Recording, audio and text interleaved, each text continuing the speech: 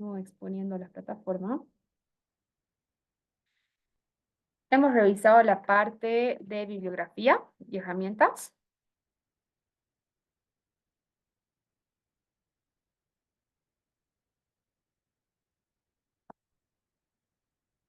Y aquí podemos observar las lecturas para los cuestionarios.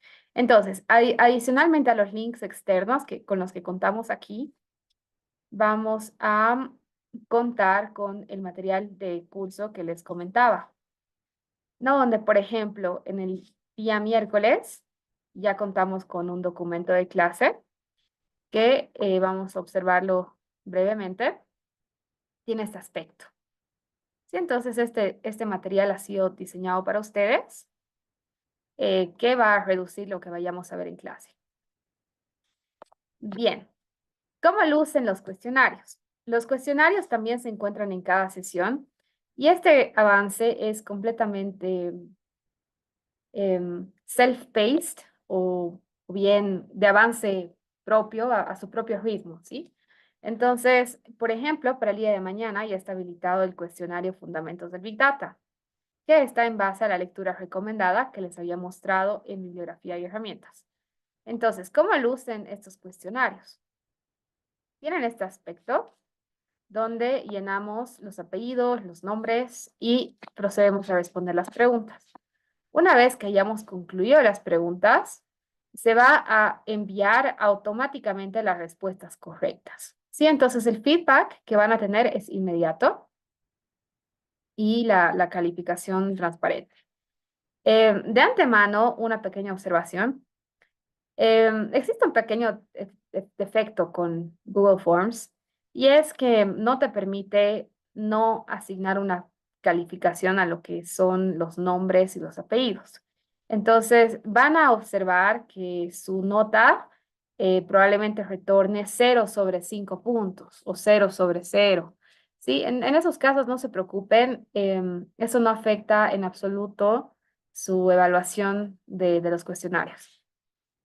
¿Dudas hasta este punto?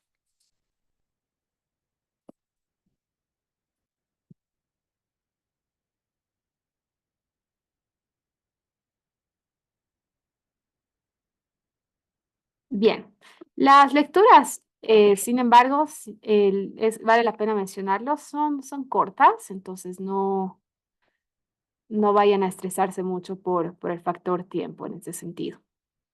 Bien, adicionalmente les pido habilitar con urgencia lo siguiente.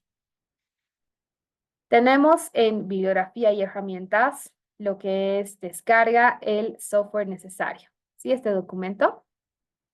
Y necesitamos todo este software ya habilitado para la siguiente clase.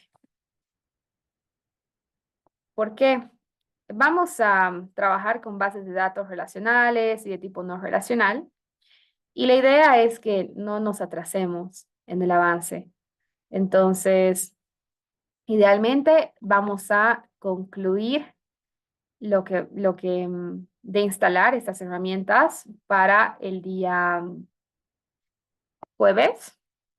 Y en el caso de que tengan algún problema con la instalación, lo vamos a poder resolver de forma temprana para no perder mucho tiempo y que avancemos juntos, ¿no? Que finalmente esa es la idea. Entonces, ¿cuál es ese software? En primera instancia, Jupyter Notebook. Si cuentan con otra IDE, con otro entorno de ejecución, como Visual Studio u otros, no tengo ningún problema en que ejecuten el código Python ahí. Entonces, si cuentan con otro, pueden obviar este paso, el de Jupyter Notebook. Posteriormente, tenemos SQL Server Microsoft. Aquí nuevamente el comentario. Si ya cuentan con otro ejecutor de código SQL, otro gestor de base de datos relacionales, bienvenido. En el entendido que ya manejan, ¿no? Esta tecnología. Pero sí va a ser necesario que descargue, bueno, no es necesario la descarga, en este caso solamente les estoy pidiendo la creación de la cuenta en MongoDB. ¿sí? Y seguir estos pasos para habilitar la base de datos que vamos a trabajar.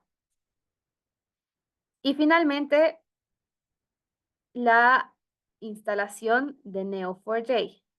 Neo4j es otro tipo de base de datos que es de tipo no relacional. ¿Dudas hasta este punto?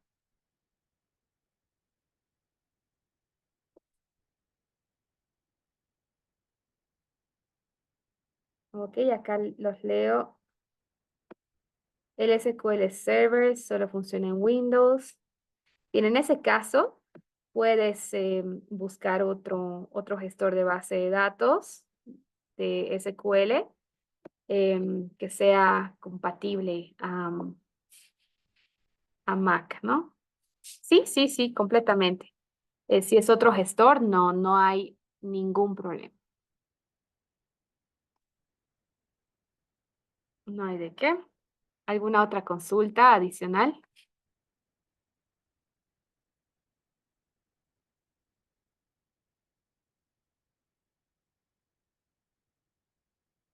Los leo.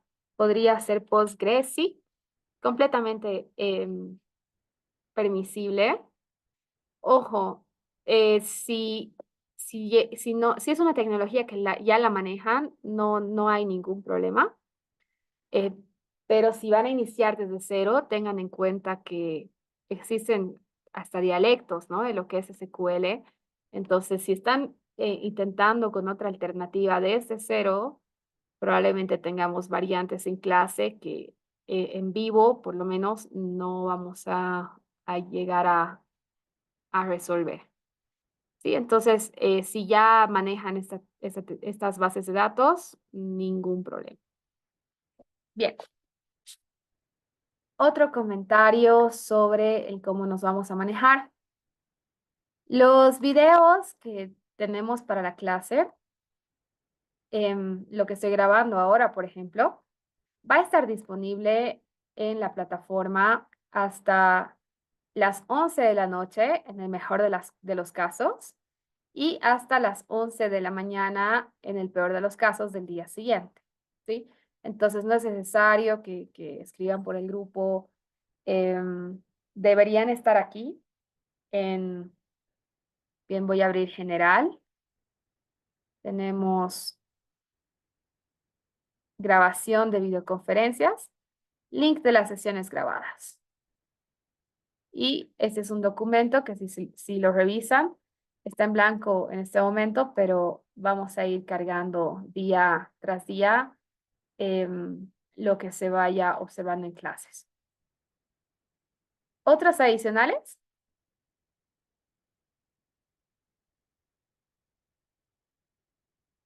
Bien, también si abajo observaron, tenemos otro link que nos conduce a notas de clase en el caso que vayamos a trabajar algo en la pizarra. Bien, entonces vamos a dar por iniciado el avance.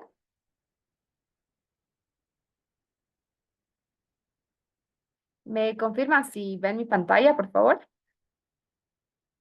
Quería la presentación de fundamentos del Big Data. Sí. Ok, gracias. Bien. Entonces, iniciamos con las definiciones formales. Big Data se refiere a un conjunto de datos extremadamente complejo y grande, y las tecnologías para el desarrollo del mismo tienen ese nombre.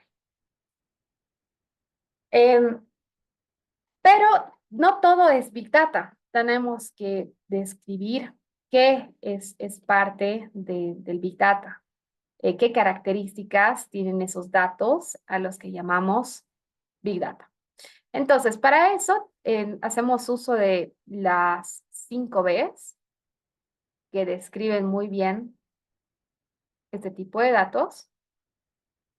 Y en primer lugar, vamos a hacer mención de YouTube. Sí, todos conocen YouTube, es una plataforma donde mostramos los videos, ¿sí? Em, y bien, sabemos que lo que almacenamos ahí es bastante pesado, ¿no? Ya nos vamos a hacer la siguiente pregunta. ¿Cuánto contenido almacena YouTube? Bien, cada día se ven 1.000 millones de horas de video, se cargan 500 horas de video por minuto. Ese es un montón. Sí, imagínense, nuestros celulares, cargar un video a Drive ya es mucho trabajo. Imagínense la infraestructura que tiene que tener YouTube para soportar tal cosa. Y según una estimación del 2020, los datos generados en todo el mundo fueron de 59 zettabytes. Ahora bien, ¿quién sabe lo que es un zettabyte? Un zettabyte equivale a esta cantidad de bytes. Sí, es difícil hasta decirlo en palabras, ¿no? Quizás si nos aventuramos es 1 millón de millardos de bytes. Bien, eh, qué, qué palabra que empieza con V chica podría describir estos datos? La situación que está, que nos muestra YouTube. Ok, excelente. Cándida responde volumen. Está muy bien. Sí, eventualmente, sí. Eventualmente, a nosotros nos cuesta mucho cargar videos a la nube, transmitirlos vía internet, ¿no? Pero realmente YouTube tiene que tener una infraestructura muy dedicada para, incluso una vez almacenado este contenido, tener la capacidad de entregarlo a quienes quieren consumirlo. Entonces, la cantidad de servidores que se requiere realmente es una infraestructura bastante compleja. Bien, por otro lado, vamos a hablar de Google, perdón, de Twitter. Sí, Twitter, la plataforma que ahora tiene el nombre de X, que la compró Elon Musk hace no mucho. Bien, vamos a hacernos la pregunta de cuánto contenido se genera en cada minuto. Algunas cifras son las siguientes: 575.000 tweets o hasta 500 millones al día. Tenemos 300 millones de usuarios activos al mes y el crecimiento interanual es de 16%, ¿no? Entonces es realmente una cantidad enorme de datos, pero que si se dan cuenta, ahora estamos mezclando otro factor y este es el tiempo, ¿sí? Estamos mezclando la cantidad generada con el tiempo, con el factor tiempo. Bien, ¿qué otra B chica les parece que podría describir muy bien esta situación?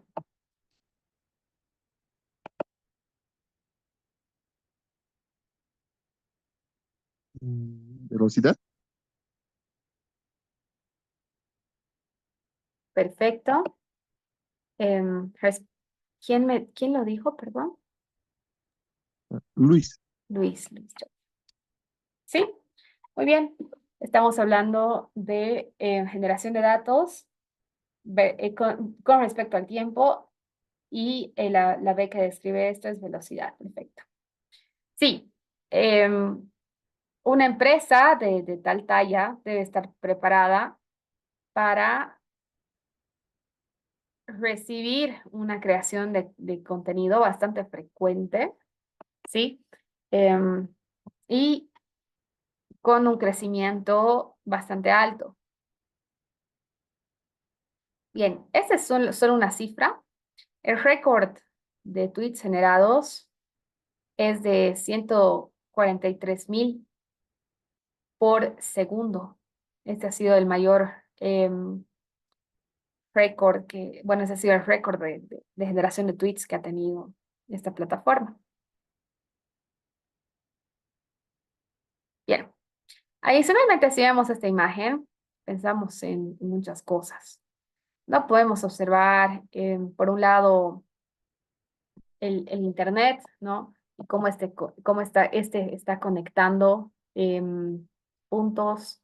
Tenemos una transferencia de posiblemente datos de un dispositivo a otro.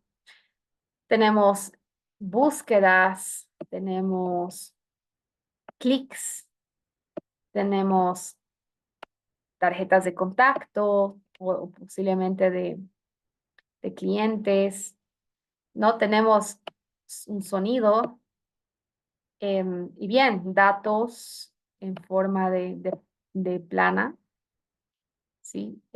Hasta conversaciones.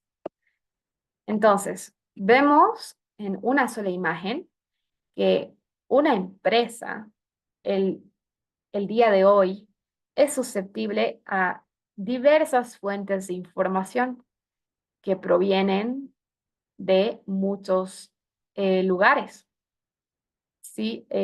Y además que es incluye distintos tipos. Entonces, ¿qué B les parece apropiada para definir esta situación? Variedad. Excelente. Estamos hablando de variedad. Bien, porque hoy en día con el Internet contamos con toda esta información.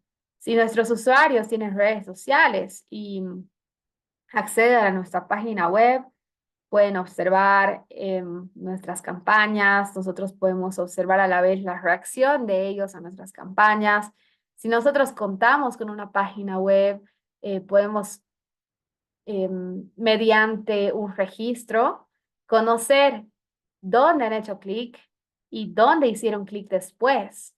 No podemos ver ese movimiento. Y adicionalmente, si grabamos las conversaciones que tenemos em, para motivos de control de calidad, que obviamente deben ser, esta grabación debe ser anunciada, ¿no? Antes. Contamos con archivos de sonido que claramente no lo podemos analizar de la misma forma que analizaríamos un Excel, de la misma forma que analizaríamos tablas, ¿no? Entonces, toda esta diversidad que, como ustedes bien dijeron, es una variedad que describe al Big Data, debe ser analizada con otros métodos alternativos a los que conocemos. Bien, aquí tenemos un video de ejemplo que en su momento era algo realmente wow, ¿no? El que siquiera pensemos que esto era posible, pero hoy en día esta idea se normaliza cada vez más porque ya lo estamos viendo en vivo, en aplicación directa. De momento le voy a quitar el audio, ¿sí? Lo pueden revisar en casa, les voy a mandar el link de este video por el chat de Zoom, pero quisiera que interpretemos qué es lo que está pasando en el video de forma visual.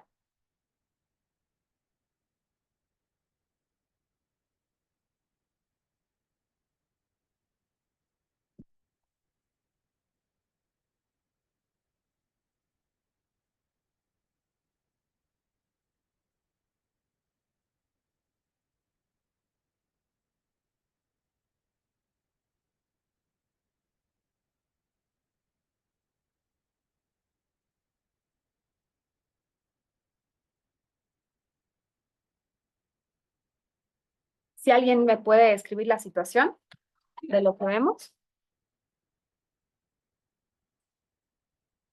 y lo corta aquí.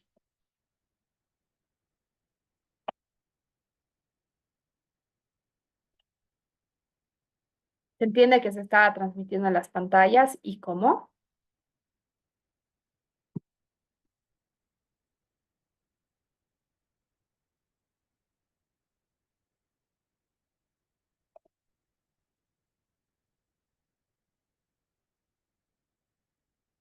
Camila Loaiza, ¿alguna idea?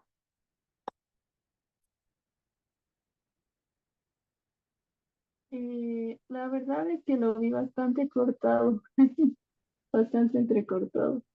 Ok, quizás lo ponemos de nuevo entonces. Los primeros 5 segundos son clave. Ok, le estamos reproduciendo nuevamente.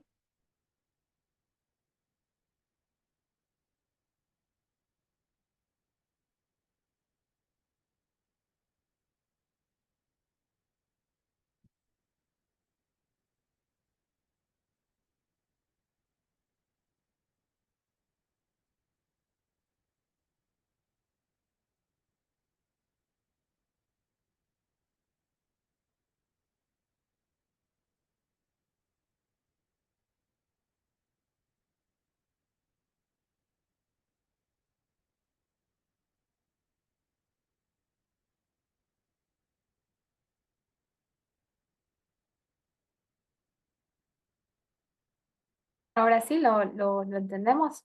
Ideas de lo que está pasando.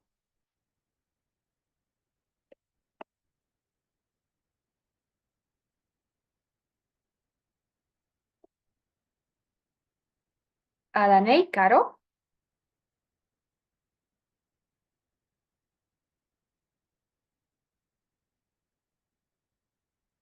Entiendo que es algo que está pasando con los ojos, pero no sé si es un reconocimiento directo o qué es con eso. Perfecto. Creo que va Mm. en torno de ese tema. Ujú, nos estamos acercando muy bien a Daney. Jersey, Buenas noches, buenas noches. ¿cómo está, Inger?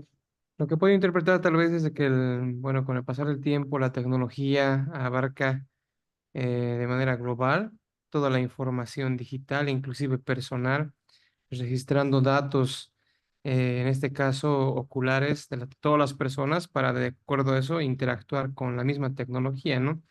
De acuerdo a la accesibilidad y otros tipos de interacciones tecnológicas. Ok, muchas gracias. Bien, sí, es correcto. Lo que hemos visto en el video es una persona atravesar un pasillo y si observaron las pantallas, estas pantallas mostraban publicidad a esta persona, a este hombre. Y también observamos cámaras en ese video, en el pasillo.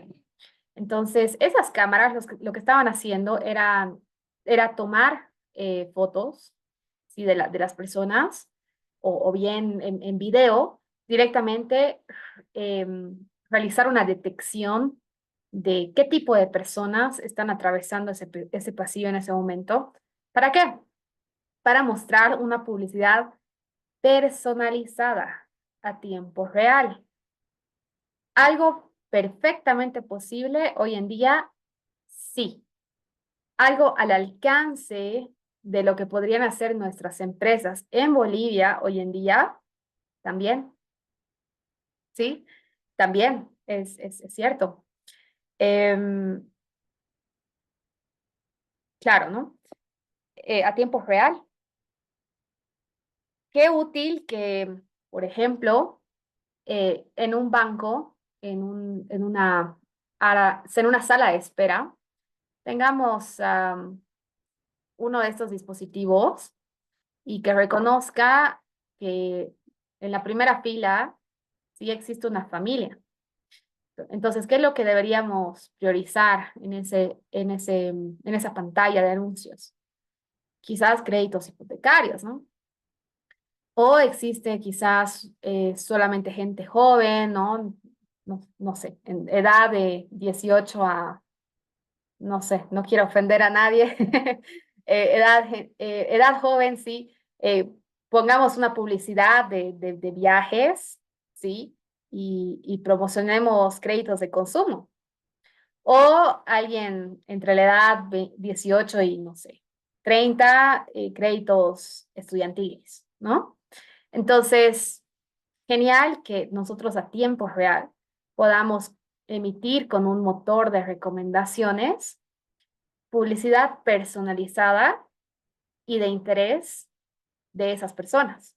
Y eso es, nuevamente, algo que es completamente factible incluso para empresas en Bolivia. Ya la brecha tecnológica, si bien obviamente no tenemos datacentros de esa talla en Bolivia, sí tenemos la posibilidad de comprar los servicios de esos datacentros gracias a la nube, ¿no? Entonces, ya estamos ahí, ya podemos estar ahí. Bien, entonces, los datos que podemos aprovechar hoy en día son tan diversos que ya podemos aprovechar sonido, podemos aprovechar imágenes, podemos aprovechar muchísimas cosas y esa variedad forma entonces parte de lo que llamamos datos de tipo Big Data. Bien, aquí tenemos una pregunta em, y es la siguiente. ¿Qué sucedería si la información de un banco es imprecisa? Imaginemos esta situación. Nosotros tenemos una cuenta en el banco, vamos a inventar un nombre, Suiza, ¿sí?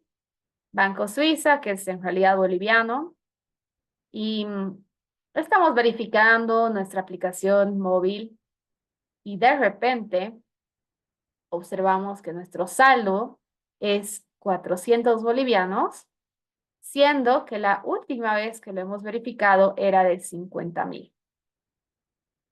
Nos da un paro cardíaco, Álvaro.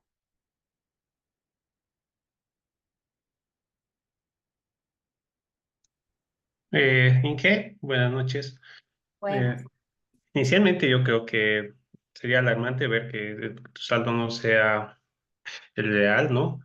Y bueno, a mí lo primero que me llevaría es que tiene un problema en su seguridad, ¿no? En su claro, seguridad informática y bueno, bueno, luego sería bueno notificar el problema y ver si no es general, ¿no? Porque si claro. uno sería va a muchos más, ¿no? Ujú, es correcto. Entonces, sí estamos tremendamente preocupados por esta entidad financiera porque no nos está mostrando información que es certera y eso tiene un impacto directo para nosotros.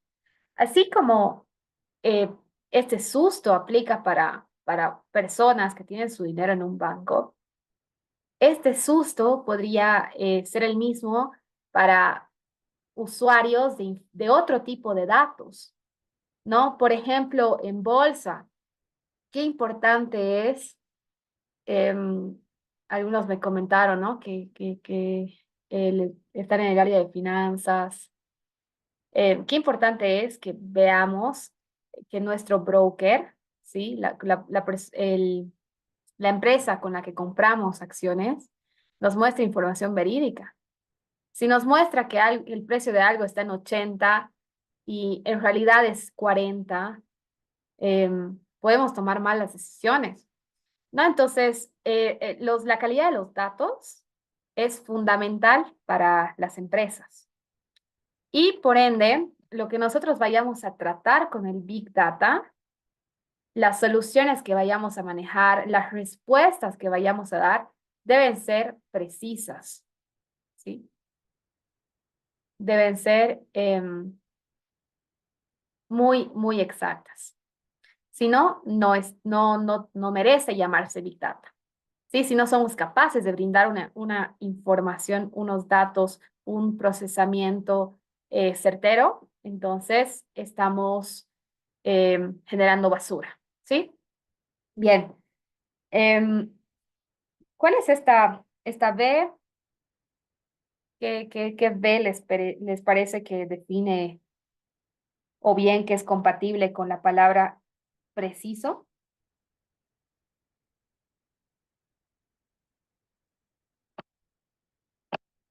Bien, perfecto. Verás. Súper, entonces esa es la B que describe cómo debería ser el Big Data. La cuarta. Bien, finalmente pensemos en lo siguiente. Nosotros podemos almacenar mucha información, Podemos hacerlo de forma muy rápida, puede ser preciso, pero ¿de qué nos va a servir? ¿Será conveniente, por ejemplo, que nosotros vayamos a construir un sistema que nos almacene, ¿sí? Con la cámara, el cómo o con qué frecuencia exacta las hojas del árbol que están en el patio de la empresa caen? ¿Será una información útil? ¿Podemos hacer algo con eso para Eneida González?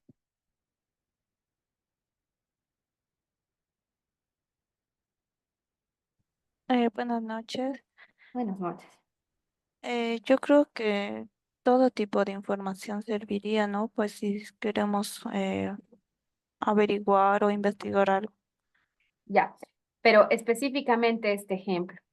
Imagina que tu empresa, vamos a decir, se dedica al área de producción de aspirinas. ¿Invertirías millones para comprar una cámara que detecte la frecuencia con la que caen las hojas del árbol del patio de la empresa? Mm, Creería que no, porque no tienen mucha correlación entre los dos temas, ¿no? Perfecto. Si bien podemos tener una obsesión por ser muy cuantitativos, tratar de comprender las cosas al 100% y ser muy meticulosos, em, hay información, hay datos, en realidad, hay datos que son completamente inútiles, ¿sí? Entonces, antes de generar sistemas, generar inversión, que pueda ser costosa para la empresa, hay que preguntarnos si vale la pena hacerlo, si es algo que nosotros podemos usar a nuestro favor y por ende lograr un plus para la empresa. Y bien, es entonces que nosotros tenemos que pensar sobre, sobre este punto, ¿sí? Bien, los invito a ver este video. Nuevamente no es necesario el audio en este caso.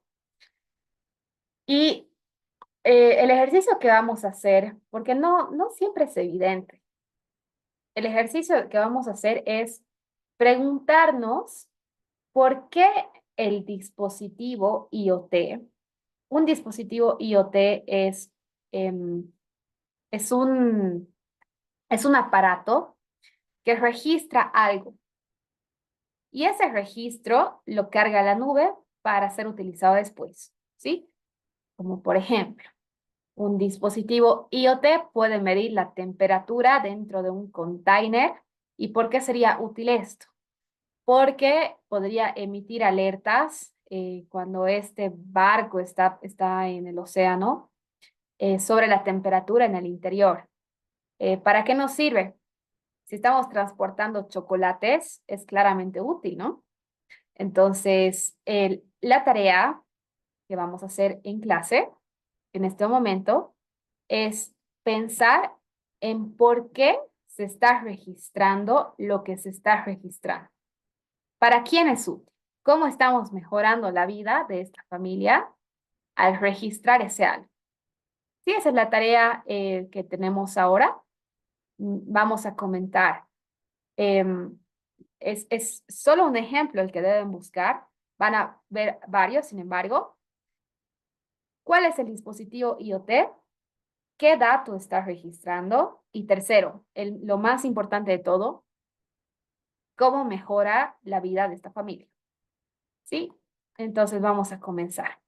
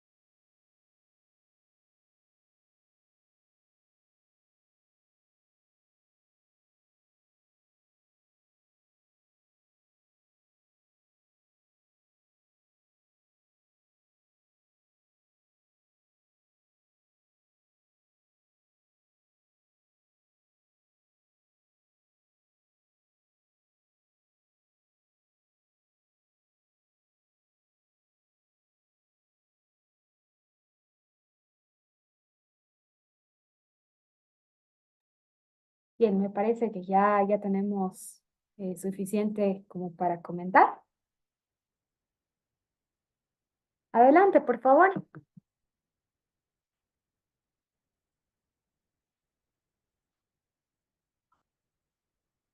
Vale el comentario que tome en cuenta la participación en clase. Buenas noches. Buenas noches. Bueno, de alguna forma la recolección de datos a través de sensores, a través de dispositivos que nos permitan hacer una lectura de varias variables que pueden colaborarnos y mejorar nuestra existencia, ¿no? Eso más o menos es lo que los muestra. Y recolectar esos datos, poder de alguna forma trabajar con esos datos, nos va a poder ayudar de alguna forma a poder tener un dominio mucho mejor de la realidad, ¿no? Eso más o menos es lo que pude observar. Súper. Y concretamente algún ejemplo de cuál es ese dispositivo que está registrando y por qué es útil para nosotros. Bueno, por ejemplo, los valores de temperatura de un espacio, ¿no? Entonces, puede que si es que sobrepasa un cierto valor, nos podría mandar una notificación de emergencia en caso de incendio, por ejemplo, puede ser, o cuando sea muy baja la temperatura, o sea, un valor mínimo, ¿no? Entonces, eso ya nos permite o nos controlar de alguna forma nuestro entorno. Ok, gracias, Marco. Camila.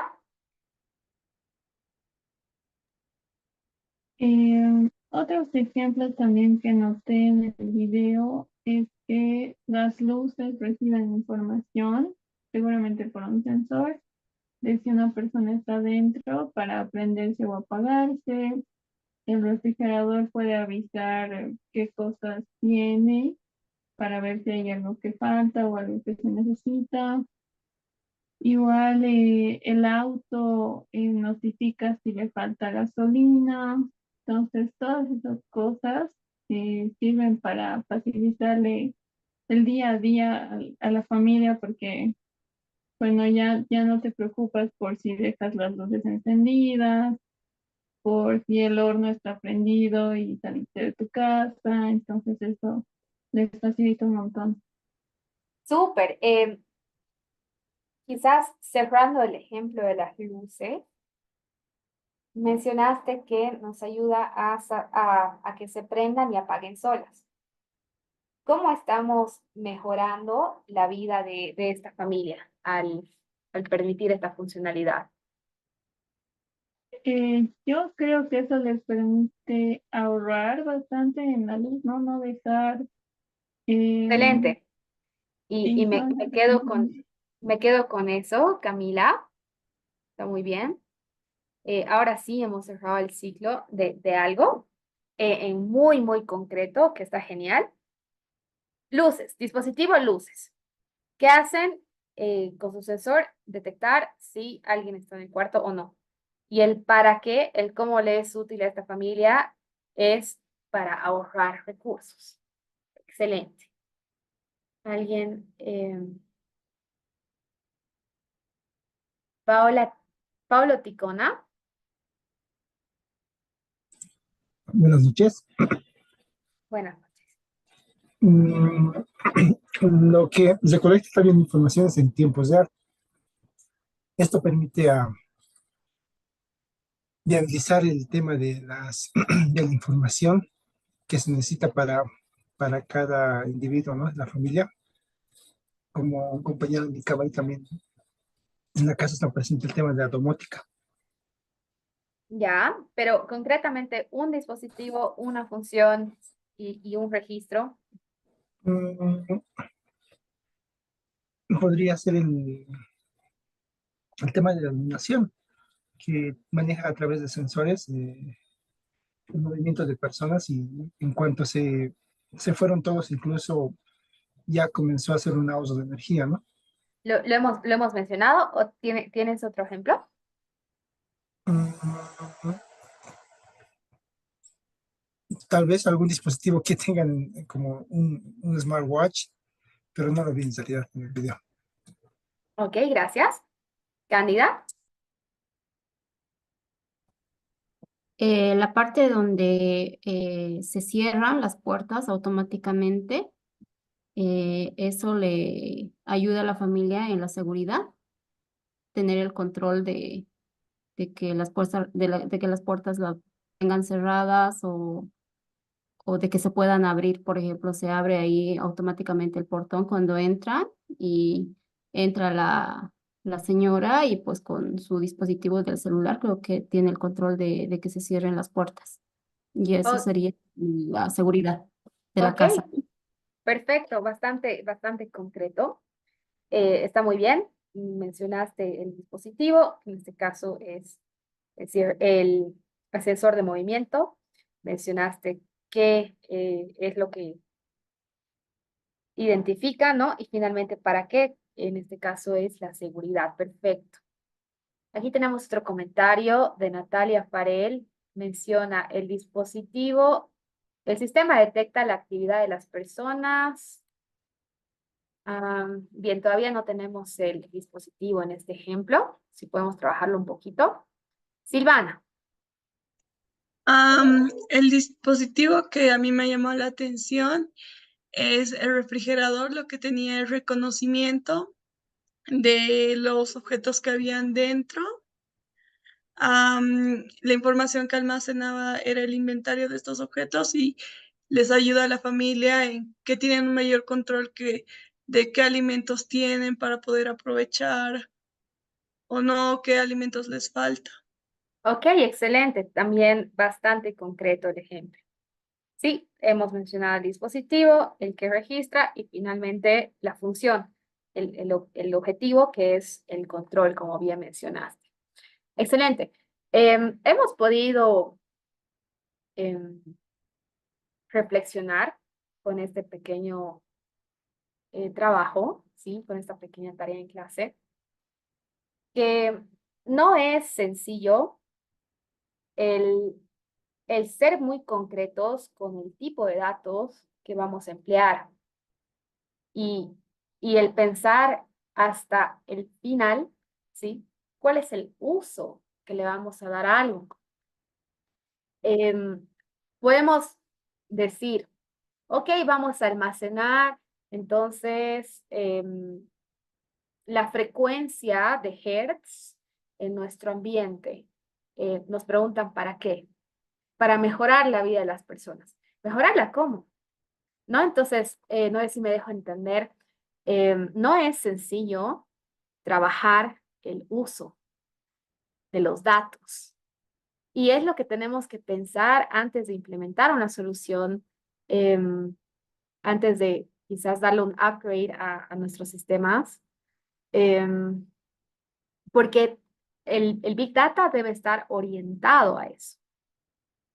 Bien, entonces, tomando eso en cuenta, la última B que nos falta es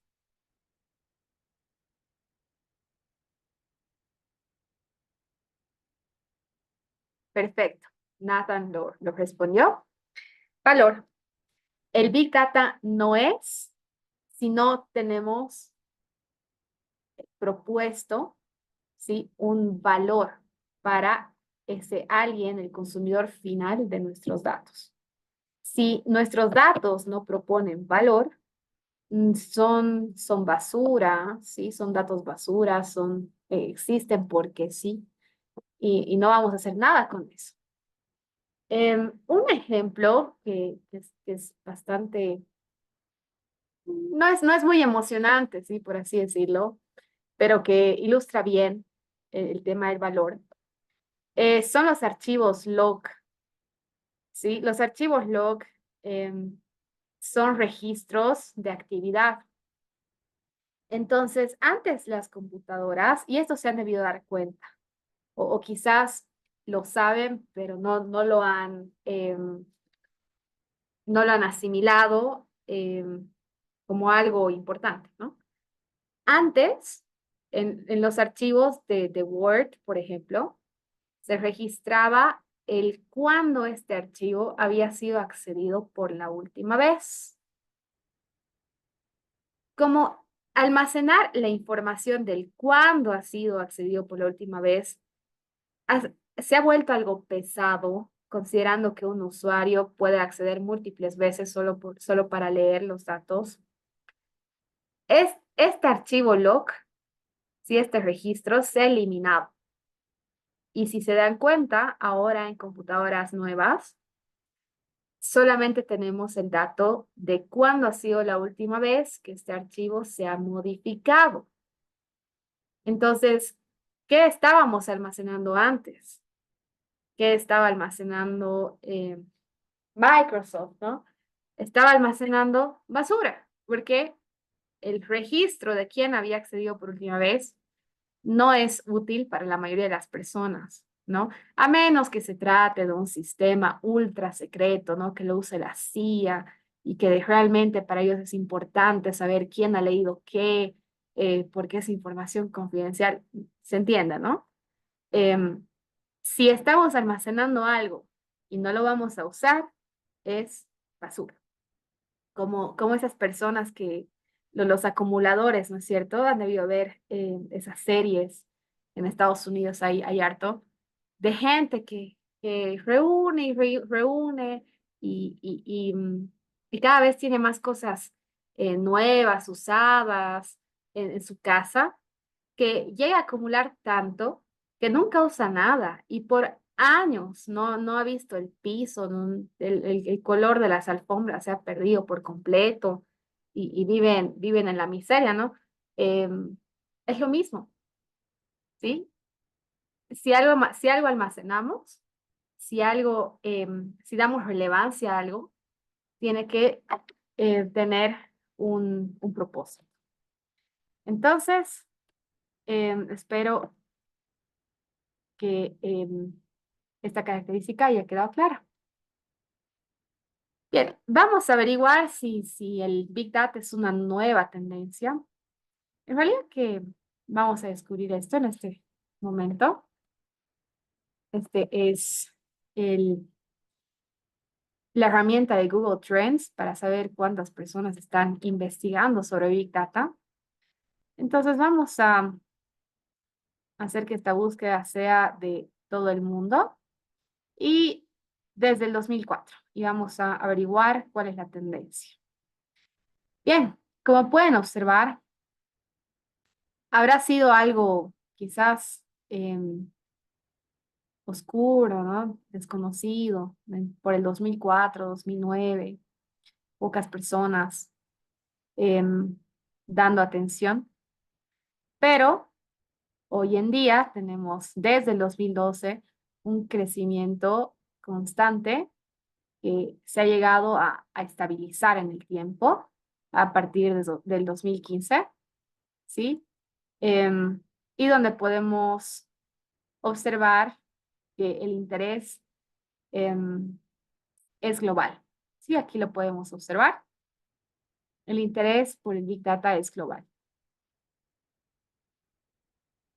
Quizás, un volumen todavía un poco bajo en Bolivia, que recién están ingresando muchas de las tecnologías, ¿no? ¿A qué está relacionado? A los términos Big Data Analytics, al marco Hadoop y finalmente Data Science. Bien, vamos a comparar al interés del Data Science, que sí está relacionado porque el Data Science hace uso de las herramientas del Big Data, ¿sí? Y bien, podemos observar que este crecimiento también se ha dado a la par, pero en este punto quizás sí tenemos un despertar más elevado para lo que es Data Science, y eso se debe a que el Data Science está relacionado a el término más trillado del 2024, pero no por eso menos interesante, es tremendamente interesante Artificial Intelligence, ¿no? ¿Sí? Pero bien, podemos observar que en realidad este es un concepto también que ya lleva sus años. Bien, entonces no se trata de algo nuevo, pero sí podemos afirmar que su popularidad ha ido creciendo y eso es gracias a que también otras ramas dentro que se apoyan en el Big Data han crecido en popularidad. Bien, aquí tenemos una pequeña cronología para explicar un poco más estos sucesos. Bien, en el año 1997 se ha utilizado por primera vez el término Big Data. Y esto para referirse a datos que son tan complejos y tan grandes que la forma de procesamiento, de manipulación anterior o tradicional, ¿sí? Ya no bastaba, ¿sí? Entonces, en 1997, los sistemas operativos bueno, la forma de, las tecnologías, las herramientas para tratar datos, levantaron, ya no fueron suficientes, ¿no? Y bien, la gente vinculada a esto levantó los brazos y dijo, bueno, no, lo que tenemos no es suficiente. Entonces, en el 2002, otro suceso que es muy relevante es la publicación del marco MapReduce por parte de Google. MapReduce es un marco de software que permite procesar grandes conjuntos de datos en clústeres de computadora. Bien, ya de antemano vamos a definir este término. Ya de antemano vamos a explicar este término y es el siguiente.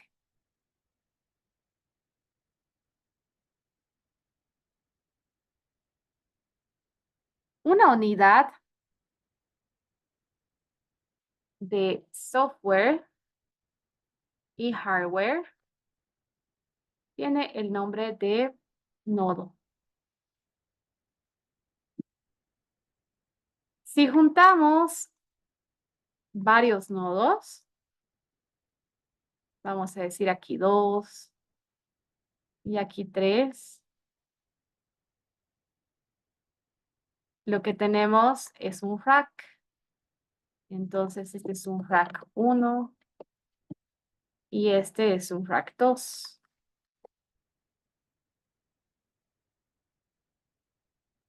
Y cuando hablamos del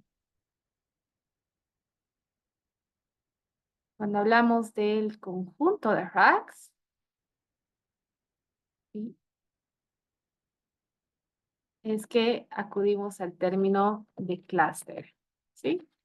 Entonces, entendemos por clúster un conjunto de racks. Bien, ¿qué es un nodo? Es una unidad de software y hardware, es decir, básicamente una computadora, ¿sí? Una computadora es un nodo. Entonces, en el 2002, lo que publica Google es un marco de software que nos permite hacer un procesamiento en conjunto de datos. Es decir, que si tenemos una tarea que es muy grande, imagínense, es la misma dinámica que cuando, que cuando hablamos de grupos, ¿sí? Y tenemos un trabajo realmente muy enorme. Es la misma dinámica que en una clase, ¿no? Ok, ese es el proyecto final, ¿sí? Imagínense que es un proyecto final y que es una tarea. De una forma muy inteligente, es que se ha diseñado la posibilidad de que este proyecto final se reparta en pequeñas tareas más chiquitas, ¿sí? y una parte de la tarea la haga este nodo, otra parte la haga este otro nodo, no, otra parte, este otro nodo, etcétera, etcétera. Y al trabajar todas en conjunto, este proyecto final, que antes era imposible de realizar por una sola persona o por un solo nodo, de repente se realiza de una forma muy eficiente. Sí, entonces, lo que publicó en el año 2002 Google es una forma de procesamiento donde trabajamos muy eficientemente, o las computadoras trabajan de una forma muy eficiente. ¿Sí? Bien, continuamos. Por otro lado, en el 2008 se lanza Hadoop, que es un marco de software también como MapReduce, pero en este caso lo que nos permite trabajar de forma eficiente es el almacenamiento de datos. Y esta vez estamos formando clústeres de servidores, es decir, de nodos de computadoras que hacen posible un consumo de datos masivo. Bien, continuando con nuestra cronología, en el 2010 tenemos a IBM, que lo que diseña es una máquina que por primera vez en la historia de la televisión gana el concurso de Jeopardy. Y les voy a pasar este videíto para que lo revisen en casa. Pero, ¿por qué es tan alucinante? ¿Y por qué este es un hito? Y, y, y nos muestra que este tipo de cosas ya estaba sucediendo antes de lo que es el ChatGPT. Jeopardy es un juego, lo deben conocer, de preguntas que requieren algo de lógica. Y obviamente para responder a estas preguntas, la máquina debe primero entenderlas. ¿No? Entonces, el hecho de que una máquina haya ganado a humanos ha sido un hito, ¿sí? Y nos muestra qué tan poderosas son estas tecnologías. ¿Dudas hasta este punto?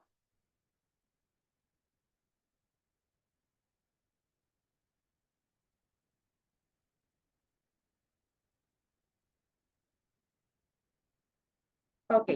Factores que han determinado el avance tecnológico del Big Data es en primer lugar la nube, el hecho de poder alquilar servicios de forma muy fácil. Por otro lado, tenemos el factor social, lo que son las redes, ha incrementado la necesidad de las empresas de entender a estos usuarios. La movilidad, que bien, hoy en día nos obliga a tomar en cuenta una amplitud geográfica más alta. Y finalmente, lo valioso que para nosotros es la analítica, ¿no? El tratar de predecir a partir del dato. Todo esto hace que estas tecnologías avancen.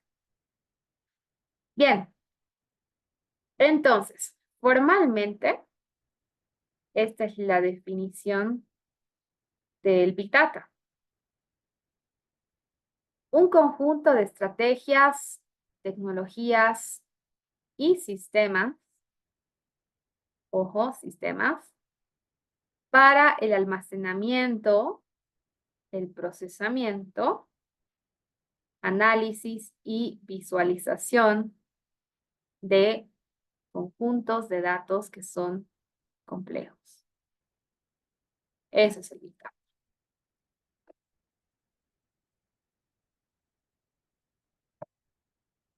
Bien. Si gustan, ya que hemos visto algo de teoría, Podemos tomar una pausa de 5 minutos y retomamos a las 9 en punto. ¿Estamos de acuerdo?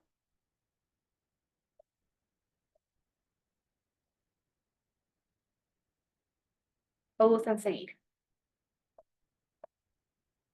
Ok, responden sí, por favor, la pausa. Ok, entonces retomamos 9.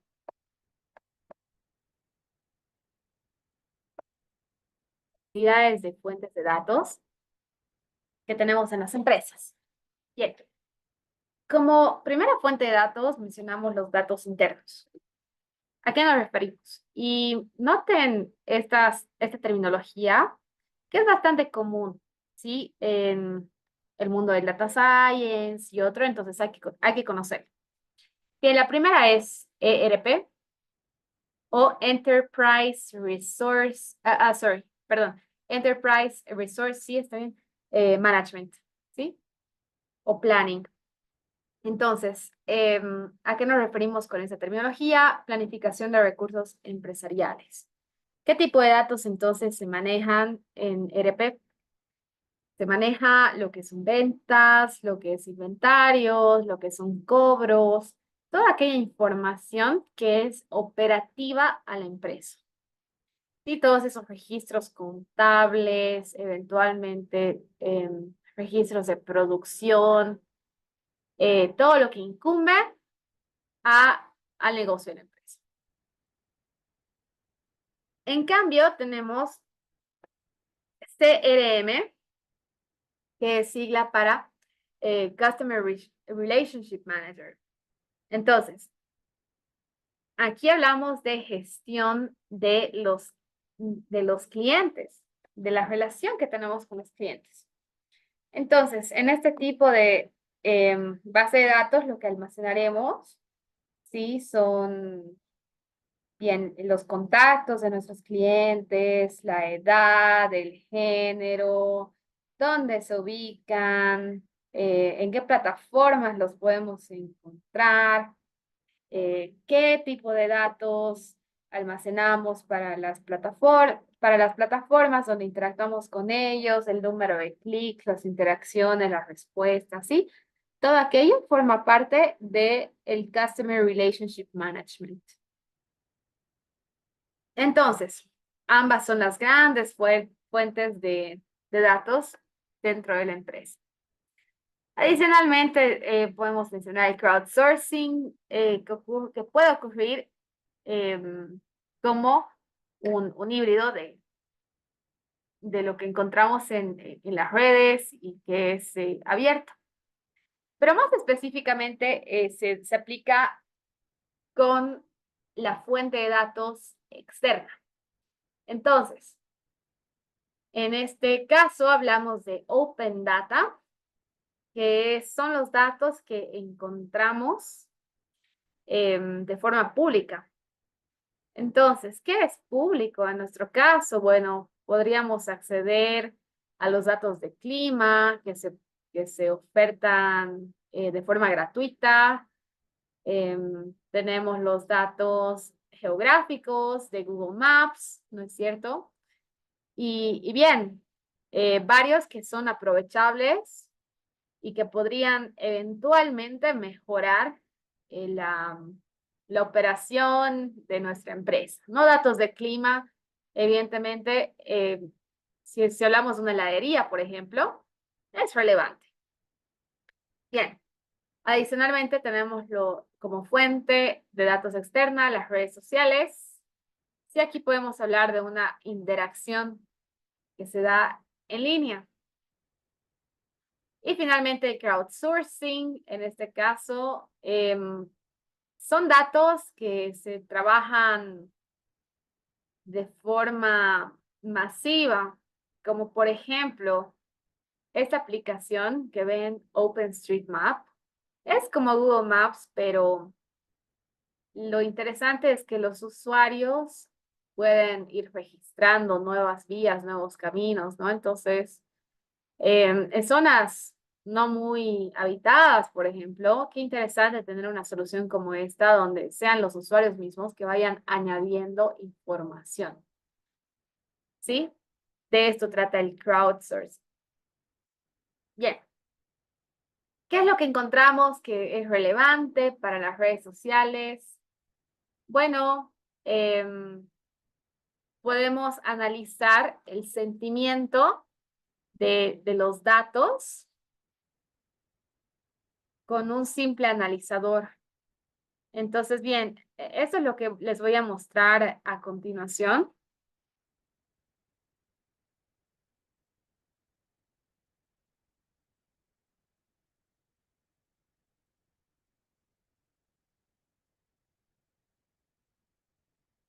Bien, aquí tenemos un link de análisis de datos en vivo.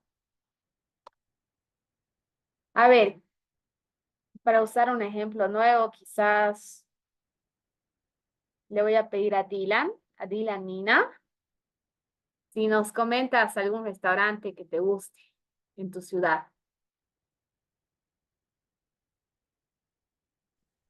Una cafetería que es típica. Típica, ok, vamos a buscar. Entonces estamos en típica y vamos a observar los comentarios y de forma rápida.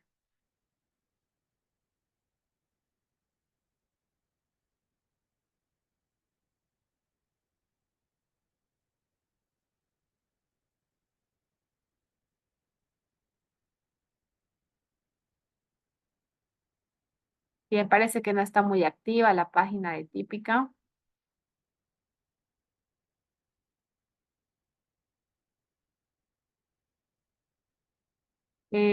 Sí, me parece que no, tampoco registra comentarios. Quizás otro ejemplo, si nos lo puede dar Enrique Ochoa.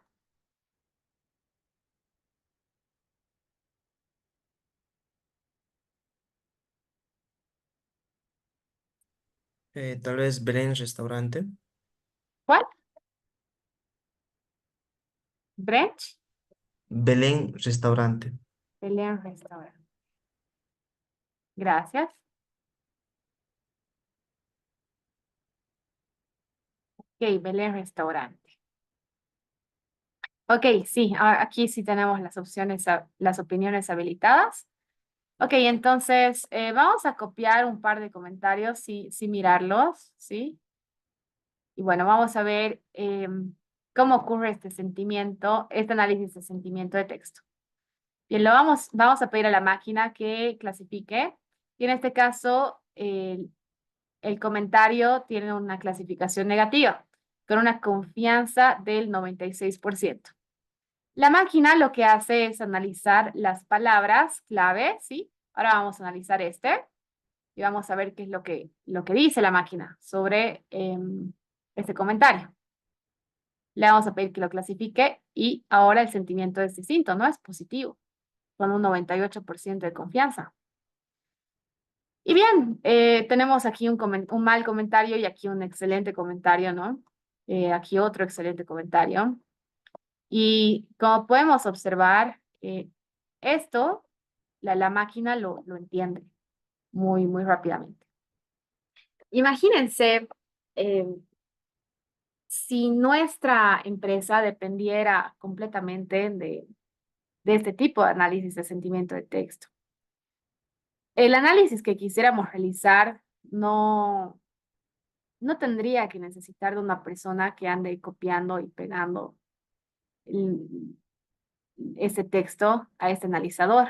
No tendría sentido. Entonces, lo que se puede llegar a construir es un pipeline, un procesamiento de datos, donde el procesamiento se haga a tiempo real, ¿sí? Y no necesite verificación humana para mencionarnos si bien el sentimiento de nuestros usuarios es positivo o negativo. Una aplicación bastante genial que se da para este análisis de sentimiento a tiempo real es en las inversiones. Es relevante muchas veces lo que está pasando en las redes sociales.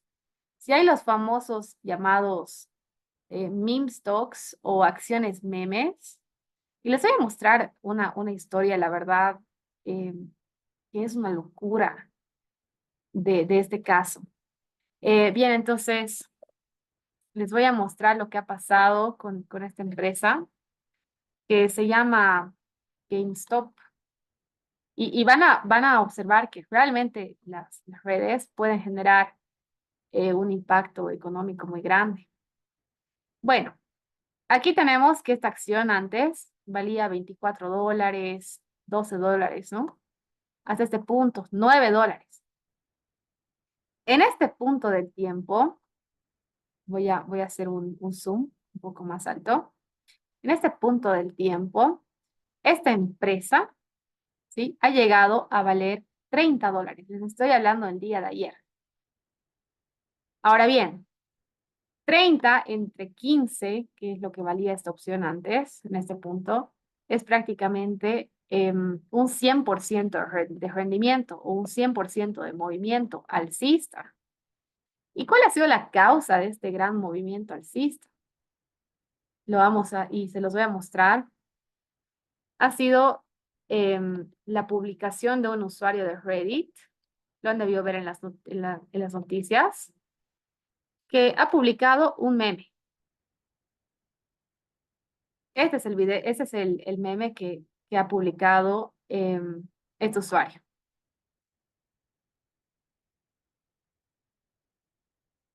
Sí, dando un mensaje subliminal de que, porque estos son eventos que ya se han dado en el 2021, dando un mensaje subliminal de que esa situación se iba a repetir. Entonces, ¿qué es lo que ha pasado en las redes sociales? Todo el mundo vio esta imagen y dijo, ok, esta empresa va a subir de precio, todos inviertan, inviertan, inviertan, inviertan, ¿sí? Y hemos tenido este movimiento de precios el día de ayer. El día de hoy, esta acción ha amanecido a este precio. $65. Y desde el día de ayer es prácticamente un 100% de rendimiento. Otro 100% adicional, ¿no? 100% y más. Entonces, las redes sociales pueden mover las cosas, sí. En finanzas, una aplicación muy interesante es lograr inversiones que a tiempo real estén observando qué es lo que está pasando con las noticias, si la gente está, y bueno, no solo noticias, sino también redes sociales, si la gente se siente entusiasta por una acción o no. Y bien, en base a eso, decidir comprar o bien vender la posición, ¿no? Entonces, sí, hay procesadores de lenguaje que realizan ese análisis a tiempo real y toman decisiones basadas en ese análisis también a tiempo real. ¿Se entiende? ¿Qué te parece este rendimiento, Fátima? Fátima Córdoba.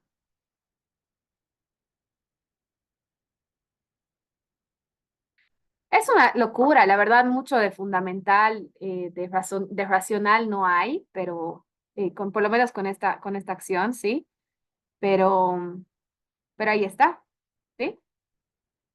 Bien, ¿dudas hasta este punto?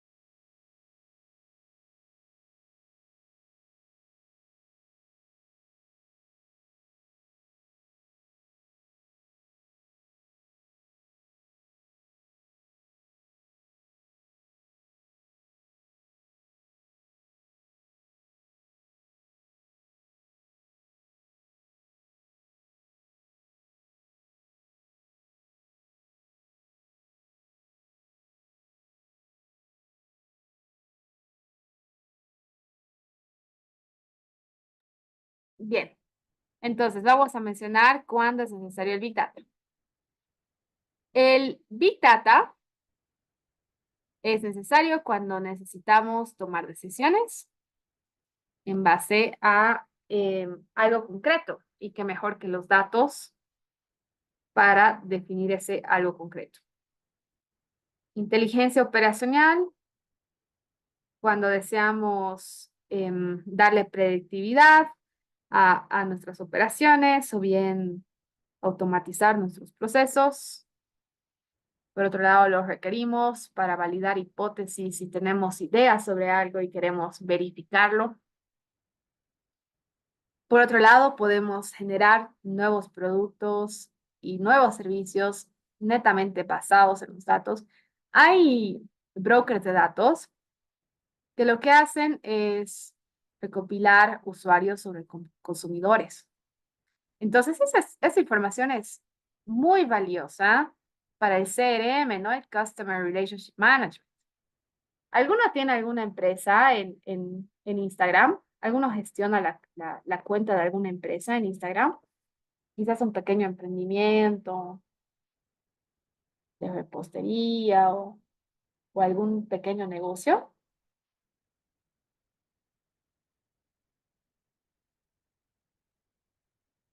¿Me comenta? Bien, parece que no es el caso. Pero cuando tenemos una cuenta de Instagram de empresa, Facebook te pregunta, ¿podemos usar tu historial de conversación para entrenar nuestros modelos? Eso es lo que te pregunta. Y bueno, si les cedes permiso, ¿qué creen que hacen con esas conversaciones? Las almacenan, las procesan y con eso, con esa ingesta de datos, mejoran sus modelos para crear robots automatizados, como lo es ChatGPT, sí, por ejemplo, pero orientados específicamente a aplicaciones comerciales. Entonces, de esta forma, automatizan lo que es el servicio al cliente. ¿Sí? Entonces, esos datos son valiosos y en la actualidad están siendo explotados por empresas como Facebook, a través de Instagram, a través de Facebook mismo, ¿sí? Y ese es un ejemplo de negocio basado en datos. Bien, finalmente vamos a mencionar algunos ejemplos de otras empresas que trabajan con estas aplicaciones. Estamos hablando de Walmart. Walmart utiliza el Big Data para lo que es la toma de decisiones, donde ellos pueden definir el precio de algo que están vendiendo. Entonces, ¿qué es lo que estarían definiendo a la hora de fijar los precios? Su competitividad. Los usuarios de Walmart, desde sus celulares, pueden avisar a Walmart a qué precio encuentran algo que se está vendiendo en Walmart, pero en otro lugar. ¿Y qué es lo que hace Walmart? Si un cliente les reporta que ha encontrado un producto en $7, lo que hace Walmart es darles la posibilidad de comprar ese algo en $7, pero no de la competencia, sino de Walmart. Entonces les ofrece un descuento. ¿Por qué? Su política de competitividad es sumamente agresiva, ¿sí? Y con esta información, con este reporte, lo que hacen es actualizar sus precios para quitar la competencia. ¿Sí? Entonces, esto ocurre a tiempo real y los algoritmos son quienes cambian los precios, no son personas detrás de la computadora que dicen, ok, aquí ha habido un reporte de que algo está en $1.2 más barato, cambiaremos el precio. No, esto ocurre a tiempo real, ¿sí? Entonces es bastante bastante agresivo, ¿sí? Pero bueno, eso es con lo que vivimos hoy en día, ¿no? Y es importante estar conscientes de esta realidad para saber qué tanto podemos competir, qué tan agresivos tenemos que ser. Por otro lado, tenemos General Electric. General Electric lo que realiza con el Big Data es el procesamiento de datos a tiempo real para verificar la calidad de su producción. Sí, entonces, bien. Esto incluye aplicaciones como por ejemplo el Computer Vision, en el cual nosotros tenemos una cámara que está monitoreando, son como ojos, ¿sí? De una persona que a tiempo real está observando todos los productos y está detectando si algún producto tiene algún defecto, alguna falla. Entonces, eh, la utilidad es clara, ¿no es cierto?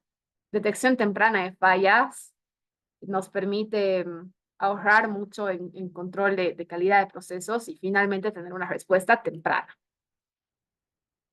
Bien, el caso de Airbnb lo vamos a discutir posteriormente, no ahora, porque vamos a hacer mucho énfasis en su base de datos. Y finalmente, Amazon. Amazon es una empresa que ha explotado las tecnologías del Big Data de una forma espectacular. Sí, en primer lugar, con su página, que todos la conocen, donde a tiempo real, con el movimiento de nuestros clics, ya nos están recomendando qué es lo que podríamos adicionalmente comprar. ¿Sí? Y este es un algoritmo de recomendación de Machine Learning. Bien. No solamente vamos a mencionar esta parte de su negocio, también hay que mencionar a AWS. AWS es una sección de su negocio exclusivamente dedicada a lo que son los datos, ¿sí? Y, por supuesto, la nube. Sí, que lo vamos a conocer con más detalle posteriormente, pero una sección importantísima con un gran crecimiento para Amazon es AWS. Y finalmente mencionamos a Nielsen. Nielsen es un broker de datos, como lo hemos mencionado. Es este tipo de empresas que recopila usuarios para entender mejor a la gente. Y bueno, su modelo de negocio es justamente ese, ¿no? ¿Dudas hasta aquí?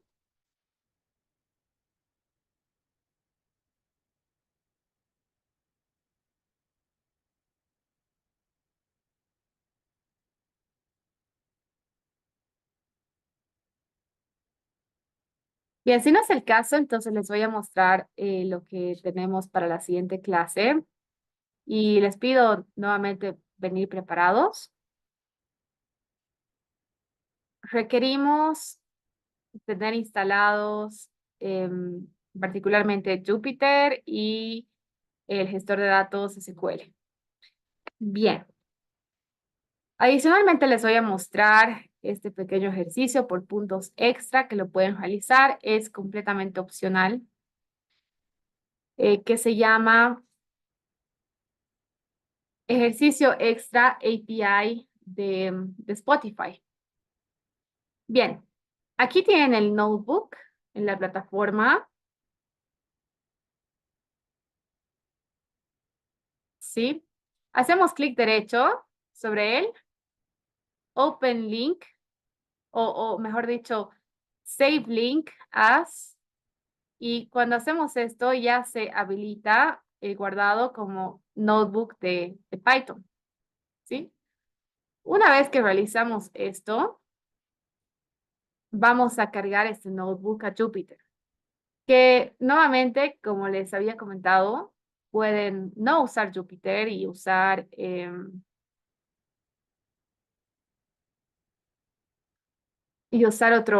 otro ejecutor de código, ¿sí? Entonces, pueden hacerlo, eso depende de ustedes. ¿Se podría usar Colab? Sí, claro que sí. Gracias. No hay de qué. Y bien, el pequeño trabajo entonces consiste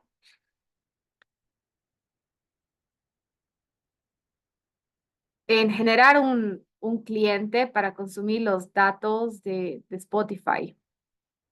Bien, ¿cómo hacemos esto? En el notebook que les voy a mostrar a continuación tenemos esas instrucciones. Entonces hacemos clic en Save As, cuaderno de Python, y lo ejecutamos en nuestro ejecutor favorito. Bien, les estoy mostrando en mi pantalla cómo hacerlo con Jupyter. Una vez que tienen instalado Jupyter, hacemos clic en Upload, ¿sí? En Upload y cargamos el notebook. Aquí tenemos Spotify, ¿sí? Bien, en Spotify tenemos los pasos para crear un usuario que nos permita acceder a los datos de Spotify. Entonces vamos a hacer clic en este link y bien, aquí tenemos lo necesario para crearnos una cuenta de developers y consumir los datos que tiene Spotify para nosotros. Bien, nuevamente, esto es por puntos extras, no se preocupen si no se sienten seguros. Pero bien, en mi caso, yo ya estoy ingresando, pueden usar su cuenta de Spotify, ya sea premium o no, ¿sí? Y ese es el portal de developers. Ahora bien, ¿qué es lo que se nos pide? Acceder al dashboard y aquí crear una aplicación. Entonces, le da el nombre que quieran, ¿sí? Como por ejemplo, no sé, un nombre. La descripción no es necesaria, pero bien, es un paso que no es necesario que lo expliquen muy bien, sí, a eso me refiero. Con que llenen un par de palabras está muy bien. Sección de clase, sí. En website no es necesario que escriba nada. Y en URI simplemente ponen una página web. Puede ser incluso la del curso, ¿sí? No hay problema de aquello. Simplemente debe ser válida. Y por último, aceptar las condiciones de uso. Una vez que hacemos eso, esta aplicación ya existe y para crear el usuario hacemos clic en Settings, ¿sí? Y aquí tenemos el ID del cliente, que es lo que les pide el notebook para empezar a usarlo. Entonces, en mi caso, el ID del cliente es este y lo registro aquí, ¿sí? Y el secreto del cliente, y les pido no compartir, ¿no? Estos datos con nadie, es mejor tenerlos privados. El ID del cliente lo copian y lo pegan donde dice Client Secret. Entonces, una vez que ya tenemos definido aquello, es que podemos continuar con el notebook, ¿sí? Y comenzar a instalar el Spotify, que es una librería en Python, es un módulo que nos permite interactuar con Spotify a través de Python. Entonces, este código, esta línea que estaba comentada, la descomentan eliminando el numeral y ya se vuelve ejecutable. Entonces, así luce la ejecución.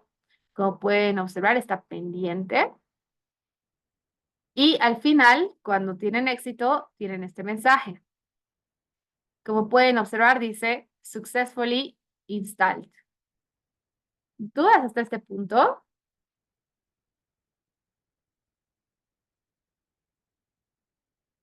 ¿Sí?